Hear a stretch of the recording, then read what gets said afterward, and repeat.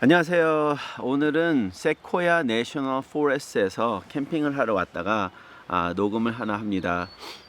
제가 여기 와가지고 캠핑을 하면서 오늘 무슨 이야기를 하나 해드리고 싶은 게 있었는데 뭘까 하다가 갑자기 생각난 게 제가 몇 년 전에 한 2년 전인가 콜로라도 주립대학에서 나온 논문을 설명해 드린 적이 있어요. 불면증에 대해서 굉장히 자세한 디테일은 지금 기억이 안 나는데 어차피 컨셉만 좀 말씀을 다시 한번 드리려고 합니다. 제가 예전에 했던 그 콜로라도 주립대 논문에 대해서 보시려면 여기 링크에 달아놓을 테니까 한번 보시면 되고요. 밑인지 위인지. 콜로라도 주립대에서 이런 자연에 와서 캠핑을 했을 때 얼마나 빨리 수면의 문제가 회복이 될 수 있느냐에 대한 논문이었어요. 콜로라도 주립대라면 이제 콜로라도에 있는 거잖아요. 그럼 그게 라키 마운틴이 있는 데죠. 굉장히 산악지대고 이렇게 캠핑이나 이런 자연적인 뭐 하는데 굉장히 많은 자원을 가지고 있는 곳입니다. 라키 마운틴이 지나가는 데라서 그렇기 때문에 아무래도 뭐 학교의 특성상 이런 거에 관심이 있을 수밖에 없다고 생각을 하고요. 그래서 이렇게 제가 캠핑을 하는데 다시 생각이 나서 말씀을 드려요.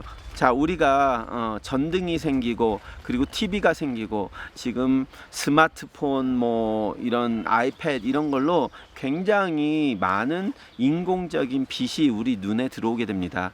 그러다 보니까 이 밤에도 전등을 켜놓고 그리고 TV를 본다거나 아이패드나 스마트폰을 하면 그 빛이 직접적으로 내 눈을 쏘고 있는 그런 상황을 만들어 버리잖아요.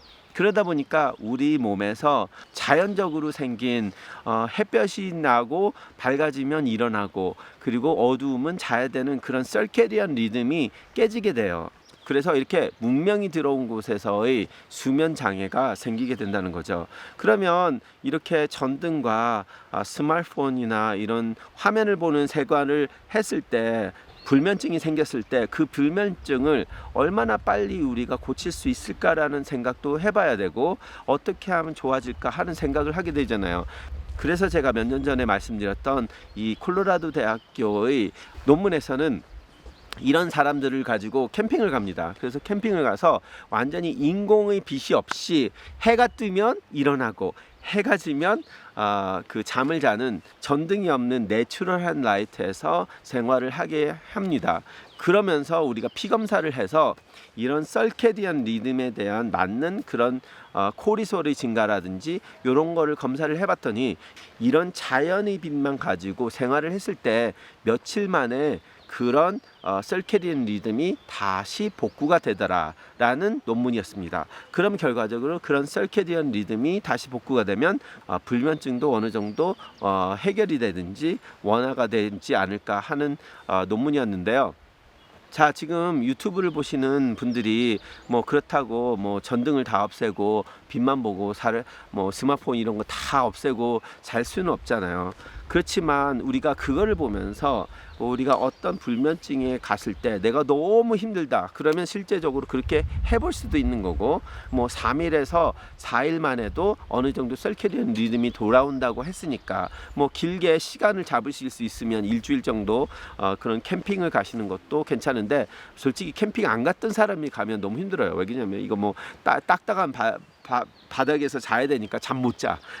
그렇기 때문에 제가 그거를 뭐 캠핑 안 하신 분들한테 그걸 하라는 게 아니라 팁은 뭐냐면 인공적인 불빛을 피하고 자연적인 불빛만 가지고 생활을 했을 때 금방 나의 설케디안 리듬을 복구할 수 있다는 그 컨셉이 중요하다는 말을 말씀드리는 거예요.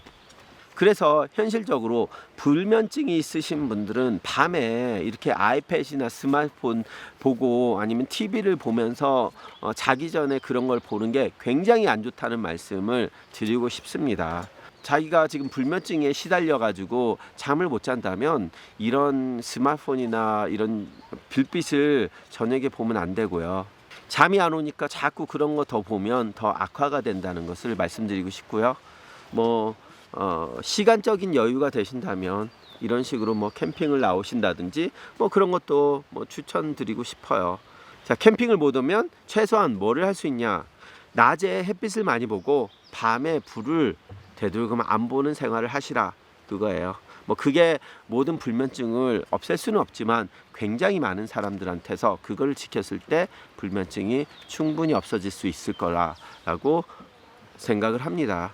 불면증이 있으신 많은 분들이 자꾸 굉장히 쉬운 방법, 수면제만 먹는 방법으로 해결을 하려고 하는데, 그것은 결과적으로 그 수면제에 대한 습관성과 의존성만 키우게 되는 거기 때문에 불면증이 왔을 때 우리가 수면제를 주는 거는 보통 1년에 15일 이상을 주지 말라고 하는 게 수면학회의 공식적인 입장입니다. 그렇기 때문에 어떤 뭐 출장을 간다든지, 그래서 출장을 갔을 때 내가 출장 가면 중요한 회의가 있는데 나는 그런 식으로 스트레스 받으면 잠을 못 자요. 딴 때는 문제 없어요. 그럴 때만 이제 잠시 먹는 거지, 내가 집에서 있으면서 나는 요즘 뭐 계속 잠이 안 와요, 이런 사람들한테 주지 말라고 하거든요.